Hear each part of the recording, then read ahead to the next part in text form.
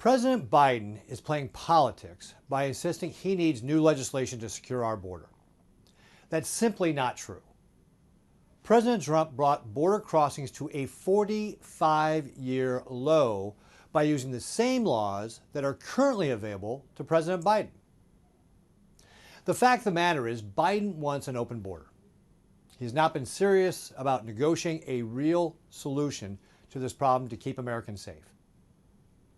Border legislation must force Biden to secure our border, stop this mass parole of illegal aliens, and end the national security and humanitarian crisis that he created. This bill doesn't get the job done.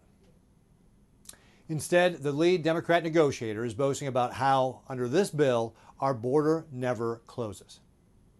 I cannot support this bill. This bill does not stop President Biden or any other president from abusing the law and granting mass parole to illegal aliens.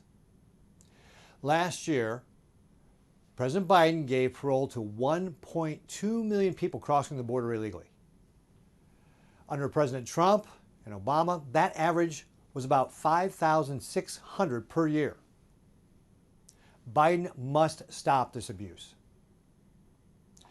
This bill also expedites work permits for those who receive parole.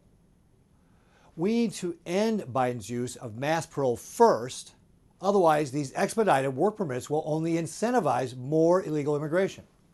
The bill also includes taxpayer-funded bailout for sanctuary cities who refuse to enforce our immigration laws. Nebraska taxpayers shouldn't be on the hook for failed policies of Democrat-run cities and states like New York, Chicago, and California.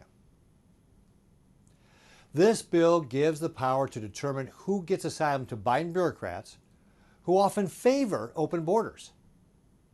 Additionally, this bill gives President Biden the power to waive a border emergency despite the fact he's already refusing to use the powers he has. On the first day of his presidency, Joe Biden reversed the very successful border policies of the Trump administration. He created this crisis on our border, and he could end it today. What Democrats say is an emergency is actually a catastrophe. 5,000 encounters a day. The threshold in this bill for an emergency is too high. Finally, we don't even know how much this bill would cost yet. Democrat leader Chuck Schumer is forcing a vote before cost estimates are even complete. The National Border Patrol Council sent a letter today to Senator Lindsey Graham with 3 ideas that could make this bill better, as one example of what we could do.